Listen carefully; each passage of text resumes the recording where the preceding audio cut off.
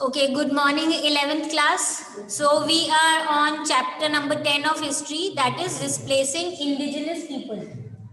Now, we have already had an introduction कि we will be studying about North America and Australia in specific in this chapter.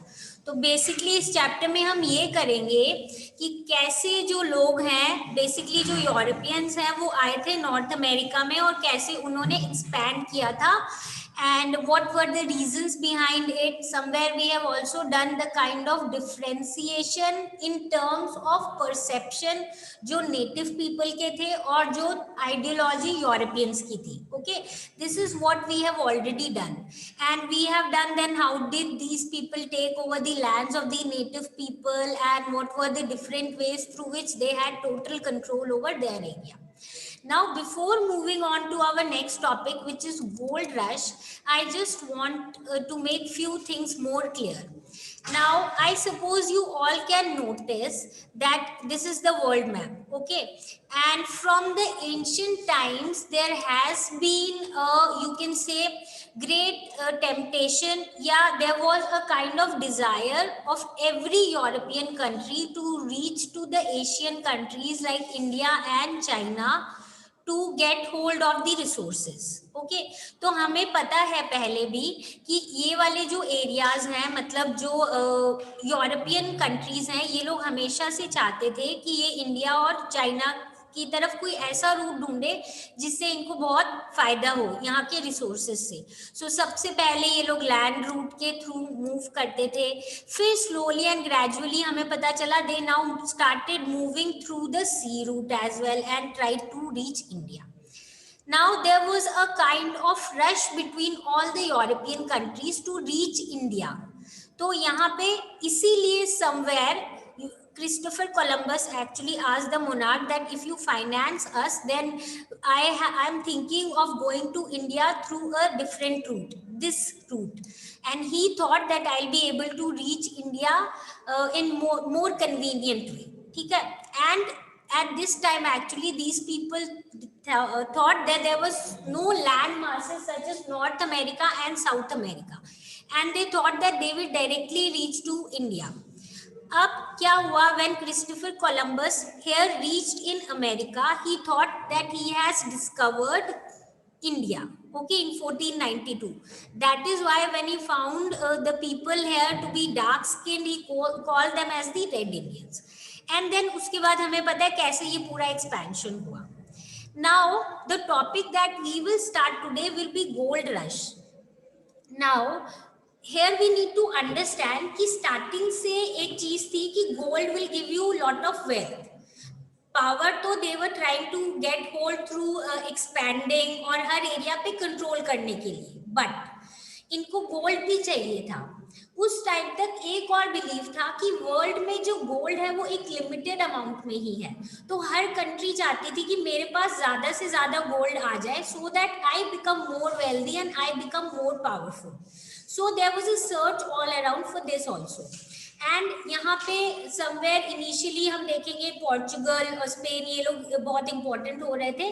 तो अब इन्होंने ये भी, जब नॉर्थ अमेरिका के काफी एरिया पे इन लोगों ने कंट्रोल कर दिया था, then these people also had the assumption that they will be able to find gold in North America. Okay, so इसीलिए यहाँ पे ये लोग बहुत ज़्यादा बेसिकली एंथुजियास्टिक थे और बहुत सर्च कर रहे थे that we may find gold in some part of north America and if we get that then we will be the wealthiest one. तो इसी बैकग्राउंड को दिमाग में रख के we are moving on to our topic which is gold rush and the growth of industries. Now, there was always the hope that there was gold in North America. तो हमेशा से इनको था कि होगा ही होगा नॉर्थ अमेरिका में gold. अब 1840s में क्या हुआ, इनको गोल्ड मिल गया. कहाँ पे मिला? यूएस में, कैलिफोर्निया में. अब जैसे ही कैलिफोर्निया में गोल्ड मिला, then these people thought कि चलो जल्दी से इसके आसपास और भी कहीं होगा गोल्ड.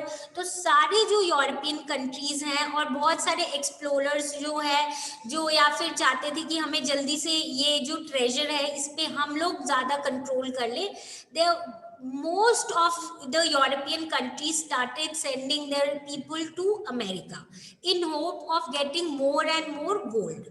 ठीक है, तो इसीलिए इस ये वाली जो चीज़ है इसको गोल्ड रश बोलते हैं, क्योंकि गोल्ड के लिए बहुत सारे लोग जो है they were basically rushing into North America. So that is why this is called the gold rush. With thousands of eager Europeans hurried to America in the hope of making the quick fortune. This led to building of railways across the continent for which thousands of Chinese workers were recruited. अब क्या हुआ कि obviously एक जगह पे तो मिल गया gold, पर कहीं ना कहीं ये भी सोच थी कि हमें दूसरे पार्ट्स में भी मिलेगी, हो सकता है कहीं इंटीरियर में भी बहुत ज्यादा गोल्ड हो, तो हम इंटीरियर एरियाज में कैसे पहुंचे, कैसे जो विलेजेस हैं नॉर्थ अमेरिका की वहां पहुंचे. So now they started off thinking building more ways to move inside the north American area. तो अब इन लोगों ने यहाँ पे स्टार्ट कर दिया बिल्डिंग रेलवे लाइन्स, ठीक है, अक्रॉस द कॉन्टिनेंट. और इनको कंस्ट्रक्ट करने के लिए अब ये किन लोगों को लेके आ रहे थे, they were bringing the Chinese people, Chinese workers को, बिकॉज समवेयर हमें पता था इस टाइम तक स्लेवरी थोड़ा कम हो गई थी एंड समवेयर बंद भी हो गई थी, and then but these people did want lot of workers. So अब ये ला रहे थे thousands of workers from China basically for the construction of railways. Now इतना ज्यादा इनको इससे रिलेटेड समवेयर एक तरीके का रश था कि हमें जल्दी से जल्दी ज्यादा एरिया में रेलवेज कंस्ट्रक्ट करनी है, that the USA railway was completed by 1870. 1870 तक यूएसए का जो रेलवे था it was already completed. Okay, and then Canada हमें पता है लाइज टू द अपर और the northern part of the north America. वहां पे अराउंड 1885 तक रेलवेज लाइन जो है ऑलमोस्ट समवेयर कंप्लीट इस एरिया को कनेक्ट कर चुकी थी. So just remember these dates, US railway was completed in 1870 and Canada में 1885 में. Okay, you just need to remember these data as well. तो अब हमने देख लिया रेलवेज भी कंस्ट्रक्ट हो गई, and railways are being constructed basically so that they can reach to the inner areas of the Americas and basically north America. अब यहाँ पे एक्चुअली में ऐसा हुआ भी था कि जो बहुत सारे लोग यूरोप से आए थे ना वो बहुत ज्यादा अमीर हो गए थे. They have mentioned us about one of the person, his name is Andrew Carnegie. ये जो है ये एक पुअर इमिग्रेंट थे, कहाँ के, स्कॉटलैंड के. Where is Scotland? Scotland is a place in great Britain, ठीक है. तो ग्रेट ब्रिटेन से आए थे ये, and he was a poor immigrant, गरीब थे, just imagine. And then slowly within span of few years he became one of the first millionaire industrialist in USA. And then he said something about the scenario that was being basically experienced there. क्या था, इन्होंने बोला जो पुराने nations है ना वो तो बहुत slow pace पे develop हो रहे हैं at the place of snail, ठीक है. Whereas जो रिपब्लिकन कंट्रीज हैं वो इस फास्ट स्पीड में डेवलप हो रहे हैं. कितनी फास्ट स्पीड में? Basically like thunder, and basically मतलब जितनी फास्ट स्पीड में थंडर आती है बिजली, मतलब उस हाई स्पीड पे ये लोग डेवलप हो रहे हैं. So this is what he was saying. He was a person, he was a very, you can से फर्स्ट मिलियनर तो थे. बाद में इन्होंने अपना जितना भी प्रॉपर्टी और ये सारी चीजें हैं बेसिकली जो इंडस्ट्रीज वो सेल करके then he moved on to philanthropy and library और इन सब चीजों में ही वाज मोर इंटरेस्टेड.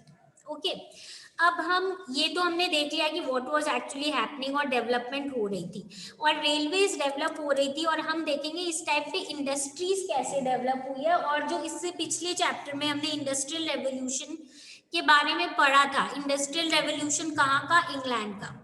ओके, तो हमने पढ़ा था the first industrialization started in England and we just had idea of few of the reasons, जिसमें से हमने देखा था कि पॉलिटिकली समवॉट स्टेबल है.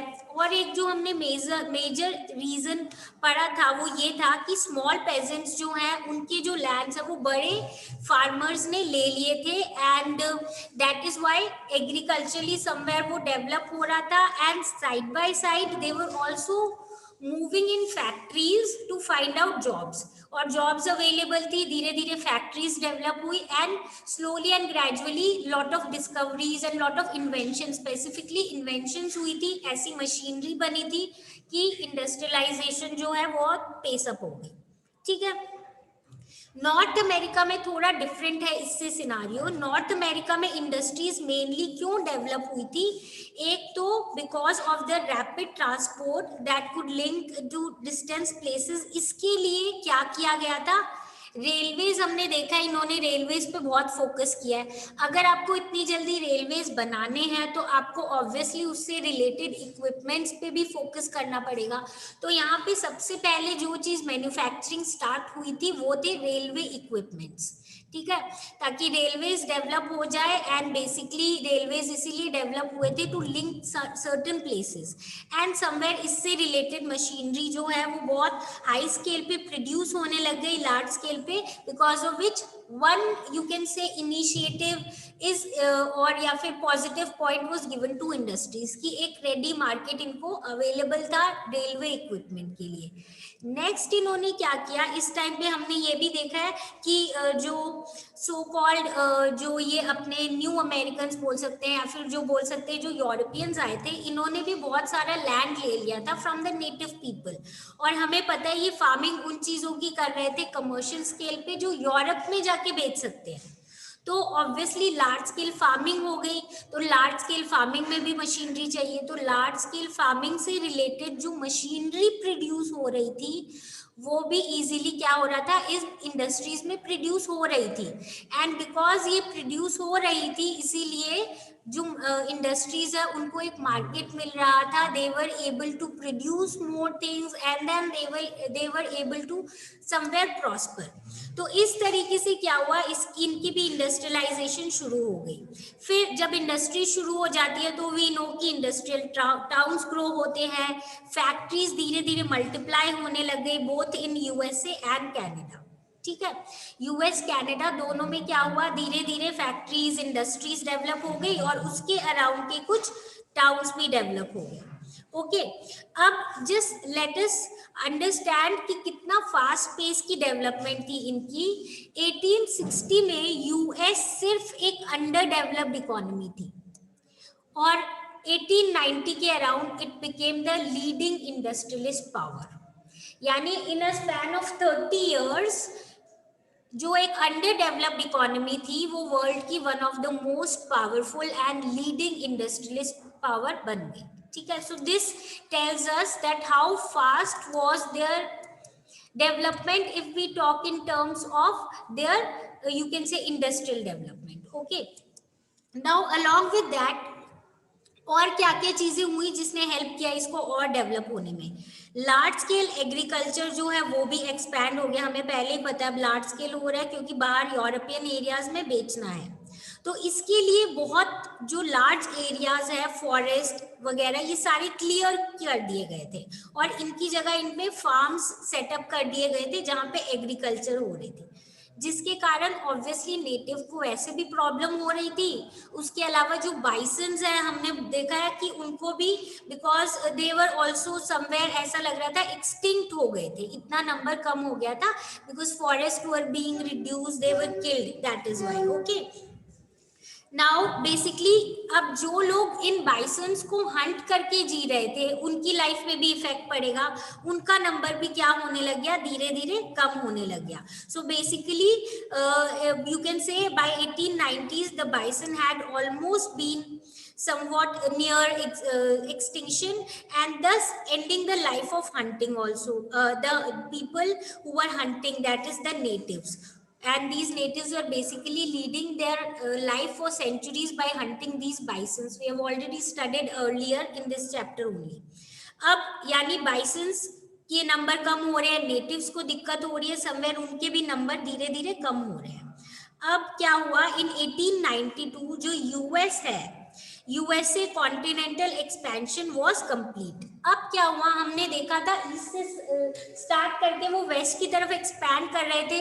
अब उनका पूरा एक्सपेंशन हो गया था, बॉर्डर लिमिट आ गई थी, कंट्रोल पूरा एरिया जो हम आज यूएसए समझते हैं वो कंप्लीट हो गया था। तो ऑब्वियसली कौन सा area between Pacific and Atlantic. When I started the chapter I told you the exact location of north America और बेसिक उसकी सारी जो फॉर्मेशन है और जो इम्पोर्टेंट उसमें टेरिटरीज है वो सारी। तो हमने पढ़ा था पैसिफिक और अटलांटिक ओशन के बीच का जो एरिया है उसको उन्होंने पूरा अपने अंडर ले लिया। अब उसको छोटे छोटे स्टेट्स में डिवाइड कर दिया और आगे कोई फ्रंटियर नहीं था जहां तक यूरोपियन सेटल और एक्सपैंड हो सके। तो अब क्या करेंगे, वो ऑब्वियसली अब इतने पावरफुल भी हो गए हैं और एक्सपैंड नहीं हो सकते। अब यूएसए ने स्टार्ट कर दिया कॉलोनी सेटअप करना, यानी अपने एरिया से बाहर के एरिया पे कंट्रोल करना उनके ऊपर। And which were these areas, Hawaii and Philippines were the first which were basically colonized by USA. And फिर slowly and gradually US जो है it started becoming an imperial power because it was colonizing the other countries and other areas and thus becoming one of the imperial power. Okay, so this is what we will do today. In our next class we'll study about the constitutional rights. This is the time period when people are talking about the democratic rights or freedom etc. तो ये equality, freedom, democracy, ये वाली चीज़ों से related कैसे rights develop हुए, क्या natives को मिले, क्या नहीं मिले तो क्या उन्होंने फाइट किया, this is what we will be doing in our next class. And then we will be doing one more topic, the last topic of North America, the wind of change, कैसे क्या change आया in the things that were being done. Okay, so with this we wind up today's class. If you have any doubt relating to today's topic, come back with your problems and the problems will be solved. So now meet you all in the next class.